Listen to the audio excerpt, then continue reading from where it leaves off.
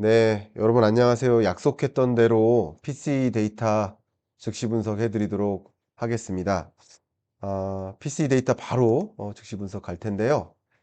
자료 보시는 것처럼 어, 일단 근원 물가 상승률이 전월, 전전월, 또 전전월 2.8, 2.8, 2.8 연속으로 2.8%에서 멈춰져 있습니다. 그리고 시장의 기대치도 2.8%였기 때문에 이 근원물가 지표에 대해서 시장의 어떤 기대감을 지금 충족하는 그런 수준의 숫자가 나왔기 때문에 큰 반응은 있지 않을 것이라고 평가를 해볼 수 있겠습니다. 그 다음 헤드라인 PC를 봐야 될 텐데요. 헤드라인 PC 물가 상승률 같은 경우는 보시는 것처럼 2.1, 2.3, 2.4, 2.6 그러니까 2.1% 소위 저점을 찍은 이후에 지금 12월 PCE 물가 상승률까지 4개월 연속 상승한 흐름입니다. 이것은 어쨌든 시장에선 부정적이라고 받아들이겠지만 이미 시장의 기대치가 2.6%였기 때문에 뭐 상당히 좋은 의미로 생각될 만한 그런 물가 지표는 아니겠지만 기대치에 부합하는 수준의 그 물가이기 때문에 역시 이걸 가지고 크게 실망하거나 하는 수준은 아니라고 볼 수 있겠습니다. 두 가지 기준으로 말씀 다시 한번 드릴게요.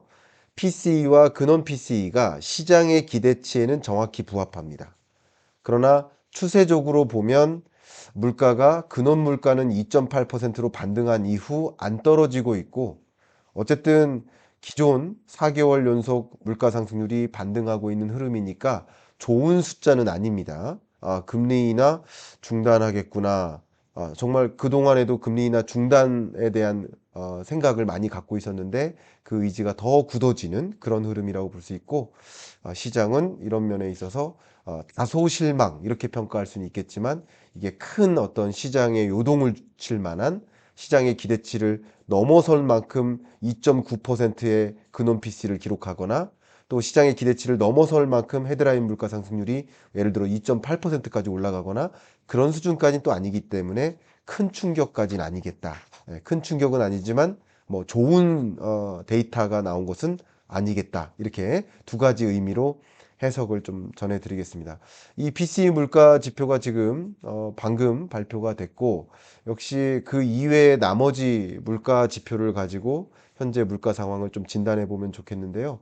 보시는 것처럼 CPI 물가 상승률도 근원 물가가 3.3% 수준에서 계속 맴돌고 3.2%로 한 번 떨어진 수준이지만 헤드라인 물가 상승률은 역시 4개월 연속 상승했기 때문에 기대가 없었습니다. 이번 PCE 물가에 대해서. 원래 CPI 물가가 한 달 중에 한 10일 정도, 12월 물가 상승률에 대한 정보가 1월 중순 정도 발표되고 1월 말에 PCE가 나오니까 CPI가 발표되면 PCE가 어떻겠구나라는 것을 가늠하잖아요. 이미 가늠 자체가 PCE도 이 상승세를 유지하겠다라고 판단했었겠죠. 제가 약 2주 전에 분석을 해드렸을 때도 같은 기조로 말씀드렸습니다. 그러나 코어 CPI 같은 경우는 전월보다 좀 떨어졌었는데 이번에 PCE 같은 경우는 떨어지지 않았기 때문에 이런 부분들은 어쨌든 실망감을 좀 갖게 만든다. 이렇게 시장에 실망감을 준다. 금리 인하 기대감이 조금 쪼그라드는 그런 데이터의 해석을 해볼 수 있겠습니다. 역시 생산자 물가 추이를 보아도 4개월 연속 미국 생산자 물가가 상승하는 흐름이고 이런 흐름은 결국 1월 생산자 물가 상승률에 대한 기대도 좀 덜 하고 있는데 이 생산자 물가가 2, 3개월 후에 소비자 물가에 반영되고 있는 그런 경로를 생각해 보면 앞으로의 어떤 물가 추이도 기대될 만한 것은 아니다. 역시 9월에 금리 인하 B컷을 단행했는데 그 이후 생산자 물가가 이렇게 올라가는 추세가 나타났기 때문에 향후 추가적인 금리 인하를 당분간 기대할 수는 없겠다라는 물가 상황을 또 진단해 볼 수 있겠습니다. 이 밖에도 여러분께 좀 드려보고 싶은 이 물가 상황 외에도 꼭 전해드린 것이 어제 발표됐었던 그 GDP 발표인데요. 미국 4분기 GDP 발표 결과를 한번 보여드리면 어제죠. 4분기 GDP가 어쨌든 시장 기대치는 2.7% 했는데 그거보다는 밑도는 수준이었어요. 그러나 이 부분에 대한 질문들을 많이 갖고 계시더라고요. 기대치보다 밑돌고 전월보다 성장률이 주춤해졌는데 이렇게 주춤해졌다는 것은 한 가지 측면은 금리 인하 기대감이 좀 올라간다는 해석을 할 수 있고, 기준금리 인하에 대한 기대감이 좀 증폭되는 것은 결국 주식시장에는 긍정적인 것으로 해석할 수 있지 않느냐, 이렇게 의견을 드렸어요. 근데 또 한 가지 측면, 어제 말씀드렸는데 그 한 독자분의 질문이 그것입니다. GDP 증가율이 평년보다 좋지 못하니까 시장에 부정적인 것으로 해석할 수 있지 않느냐. 그런데 왜 이것을 긍정적으로 해석하는 것이냐. 이 질문에 대해서 좀 답변을 드려보고 싶었습니다. 일단 금리 인하 여부가 관건일 때, 추가적인 금리 인하가 기대된다 여부가 그 시장의 가장 중요한 요인일 때, 주식시장에 미치는 가장 중요한 요소일 때, 그때는 GDP 증가율이 크게 상승하지 않아서 기대치를 오히려 밑돌아서 금리 인하 기대감을 더 갖게 만드는 게 긍정적인 요소예요, 해석을 해본다면. 근데 반대로 금리 인하나 인상에 대한 고려가 없는 국면, 그러니까 통화정책 기조를 계속, 예를 들면 0.5% 수준에서 계속 유지하는 국면이거나 아니면 5.5%에서 계속 유지하는 국면이거나 금리가 관건이 아닌 시점, 그런 시점에는 GDP 증가율이 오히려 시장의 기대치를 웃돌게 나올 때 오히려 주식시장에 긍정적이죠. 그러니까 경기가 좋은 것은 주식시장에 긍정적인 것인데, 지금처럼 피벗의 시대에 금리 인하를 그토록 기다리고 있는, 나름 4.5%의 기준금리는 제약적인 통화정책이기 때문에 그 제약적인 통화정책 기조가 중립금리 수준으로 내려온 상황 하에서는 역시 그때는 추가적인 금리 인하에 대한 기대가 없거나 그런 것이 크게 시장에 중요한 영향 요인이 아닐 때는 그래도 GDP 증가율이 좋게 나올 때가 좋은 거죠. 그래서 GDP 증가율이 시장의 기대치를 밑돌았음에도 불구하고 금리 인하 기대감이 고조되면서 그러면 시장에 더 돈을 유입해도 되겠네, 금리 인하 중단할 줄 알았더니 금리 인하 할 수 있겠네 하는 생각을 갖게 만들었었던 거예요, 미국 4분기 GDP 발표가. 역시 어제 이 라이브를 할 때 질문을 주셨던 것이 더 세부사항 에 대해서 말씀 꼭 해달라라고 라이브 중에 질문을 주셔서 오늘 해드리겠다라고 약속을 했었는데, 그 부분에 대해서 답변을 드리겠습니다. 제가 풀스크린으로 옮겨서 자료를 보여드리면서 말씀드리겠습니다. 자, 이 지표를 가지고 설명을 드린다면 제가 자료를 조금 더 키울게요. 이게 너무 커서요. 자료를 이렇게 보여드렸습니다. 제가 지금 집에 있는 게 아니라 지금 방송 출연, KBS 방송국에 방송 출연을 앞두고 있는 상황이어가지고 제가 제자리에서 방송을 못 합니다. 그래서 조금 인프라가 좀 부족하죠. 그럼에도 불구하고 말씀드리겠습니다. 24년 4분기 GDP 증가율이 2.3%였습니다. 그죠? 이렇게 보시는 것처럼 말이죠. 그런데 이 2.3%에서 제가 바꾸겠습니다. GDP의 구성 항목 하나가 소비죠. 그러니까 소비는 4.22%로 매우 견조한 것을 확인할 수 있습니다. 기준이 2.3%예요. 근데 이 소비는 4.2%로 엄청나게 증가했습니다. 그렇죠? 근데 보시는 것처럼 투자 보시면 private investment, domestic investment는 마이너스 5.6%로 급감했습니다. 왜 급감했느냐? 이것은 4분기에 미국 대선이 있었고 기업들이 대선 결과가 어떻게 전개될지 모르죠. 11월 대선 결과가 어떻게 될지 모르죠. 대선 결과가 나오면 그 새로운 정책 기조에 맞게 투자 의사결정을 해야 된다. 예를 들면 기업들이 신사업을 진출한다 할 때 에너지, 화석연료 사업과 관련한 에너지 사업을 더 집중할까? 아니면 더 저탄소, 이산화탄소 저감 노력에 부응하는 그린 인더스트리에 더 진입할까? 투자 방향이 달라요. 그러니까 대선을 앞에다 두고 기업들이 신규 투자를 못했었던 겁니다. 그래서 이 당시 고용이 투자 규모가 줄어들면서 고용도 다소 둔화됐었던 겁니다. 고용 시장이 냉각됐었던 것이다. 이렇게 저는 해석을 합니다. 실제 3분기부터 감소했잖아요. 0.8%로. 그 4분기에는 마이너스 5.6%로 극단적으로 감소했지 않았습니까? 근데 이런 상황임에도 불구하고 GDP 증가율이 2.3%까지 나온 것은 소매 판매, 소비가 엄청나게 증가했었고, 그리고 그 밖에 나머지 영역, 정부 지출이라든가 이런 영역도 뒷받침됐기 때문이다라고 해석할 수 있겠습니다. 또 나아가서 이것을 좀 부문별로 쪼개서 보면 이렇게 보면 좋겠죠. GDP 증가율은 2.3%였어요. 근데 컨슈머 스펜딩, 가계 소비 지출은 엄청나게 증가했었던 거예요. 근데 보시는 것처럼 인베스트먼트는 오히려 감소했었단 말이에요. 이게 각각이 기여도입니다. 이 높이와 이 높이를 더하고 이 높이를 더하고 또 이 높이를 더한 다음에 이 마이너스 높이를 더하면 이 2.3%가 됩니다. 이해 가시죠? 쉽게 말하면 4개의 레고 블록을 쌓아요. 하나, 둘, 셋, 4개를 쌓아서 이 각각의 기여도를 더하면 그게 2.3%인 거예요. 근데 인베스트먼트, 기업들의 신규 투자가 급감했기 때문에 나머지 부문, 특히 소비 지출의 경우에는 너무나 높게 증가했는데 기업들의 투자 감소라는 이 기여도는 마이너스 기여도였기 때문에 그렇기 때문에 2.3%가 나온 거예요. 이것 치고는 미국 경제가 매우 견조했다. 매우 강했다.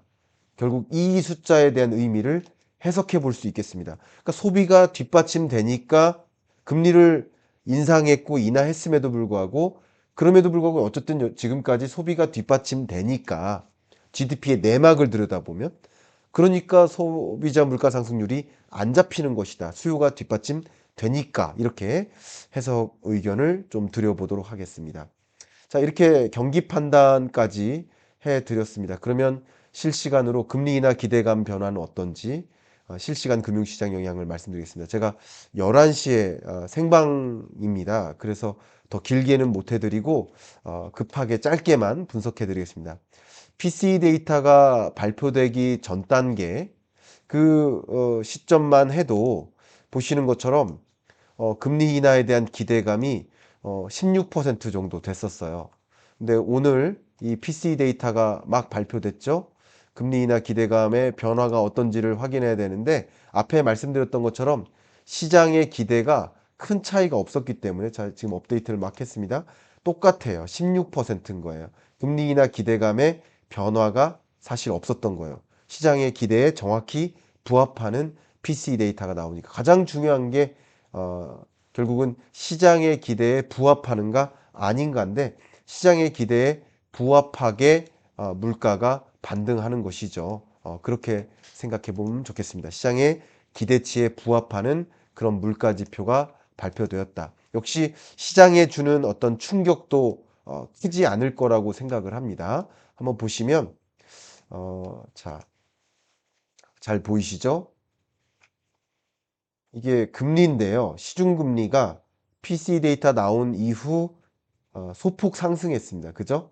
4.51에서 4.528로 상승했습니다.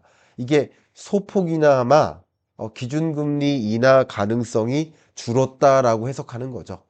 물가가 반등하는 흐름을 유지하고 있기 때문에. 그렇죠? 그렇게 해석하면 도움이 되겠고요. 달러 인덱스도 미국이 금리 인하 안 할 것 같아 하는 자그마한 생각이 더해졌으니까 환율도 달러 인덱스도 올라갈 것으로 추리해 볼 수 있는데 예, 보시는 것처럼 107.61에서 108.102로 이 달러 인덱스가 더 강해졌다라고 해석해 볼 수 있겠죠. 여기 자료 보시는 것처럼 그렇죠. 이 부분을 보시면 좋겠습니다. 이게 바로 이 PC 데이터가 발표된 시장에 미치는 영향이다라고 금융시장에 미치는 영향 작게나마 어쨌든 작게나마 주식시장에는 긍정적이진 않다. 부정적이다. 이렇게 해석을 해드리고요.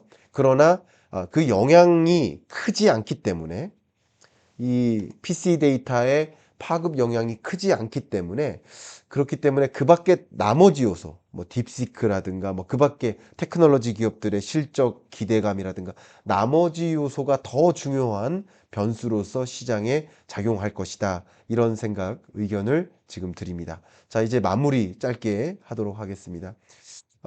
어쨌든 5.5%의 기준금리 레벨에서 4.5%까지 인하했는데 여기서 추가 금리 인하에 대한 기대감이 조금 더 쪼그라들었다. 어제는 조금 기대감이 상승했는데 기대감이 조금 쪼그라들었다. 이렇게 해석을 해볼 수 있겠습니다. 그게 추가적인 강달러의 요인이라고 볼 수 있고 한국은행으로서는 역시 이 데이터만 보고는 그 밖에 여러 데이터를 다 함께 봐야 되겠지만 이 데이터만 보고는 금리 인하 하기가 좀 더 주저하게 만들어지는 그런 변수였다. 이렇게 해석을 해드립니다. 어쨌든 지난 1월 한국 날짜 기준으로 30일 날 FOMC 회의 결과가 동결로 나왔고 추가적인 금리 인하 가능성이 좀 쭈그러드는 파월 입장에서는 서두를 이유 없다라는 메시지를 던졌어요. 역시 오늘 발표된 데이터도 3월 금리 인하 없겠구나라는 생각을 더 굳어지게 만드는 데이터였다라고 생각해 볼 수 있고 2월 25일 날 우리는 조금 일찍 미국보다 앞서서 금리 결정을 합니다. 아침에. 이 금리 결정에서는 한국으로서는 상대적으로 내수 경기가 너무나 안 좋기 때문에 금리 인하를 더 미루기가 어렵다라는 판단을 하고 있을 겁니다. 다만 관건은 환율인데 결국 환율이 지금 1,400원대 초반으로 혹은 1,300원대 후반으로 떨어질지 여부가 이 한 달 동안에 주어질 과제입니다. 환율이 오히려 또 반등하거나 한다면 금리 인하를 추가적으로 단행하기가 부담스럽겠죠. 그런 요인들 주목하시면서 이 통화정책 기조를 살펴보시면 좋겠습니다. 제가 생방송 때문에 라이브로도 못하고 짧게만 즉시 분석을 해드렸는데 어쨌든 시간과 장소에 국한하지 않고 즉시 분석 임무 오늘 완수했습니다. 마지막으로 짧게 제 오피셜 클럽 홍보 의견 드리겠습니다. 제가 매일 또 매주 매월 여러분들과 소통하는 공간을 마련했어요. 저는 여러분께 경제하숙집 이렇게 표현을 하고 있는데 제가 이렇게 경기 판단하실 수 있게 어떤 것들에 우리가 유의할 필요가 있는지 또 우리는 어떻게 의사결정까지 해야 되는지 이런 것들을 줌 수업을 통해서 또 오프라인 특강을 통해서 또 매일 어떤 이슈 레이징 또 이런 오늘의 즉시 분석도 글로써 또 다시 한번 정리해서 올려드리고 있죠. 이런 것들을 통해서 여러분들이 하나하나 빠짐없이 여러 흔들리는 어떤 경제 국면 속에 하나의 울타리처럼 작용될 수 있길 바라고 이 해당 오피셜 클럽 관심 있으신 분은 고정 댓글 상단에 링크를 통해서 확인해 주시길 바라겠습니다. 오늘 이상 마무리하고 여러분 11시에 시간 되시면 라이브로 또 뵙도록 하겠습니다. KBS 1TV죠. 뉴스라인에서 뵙도록 하겠습니다. 감사합니다.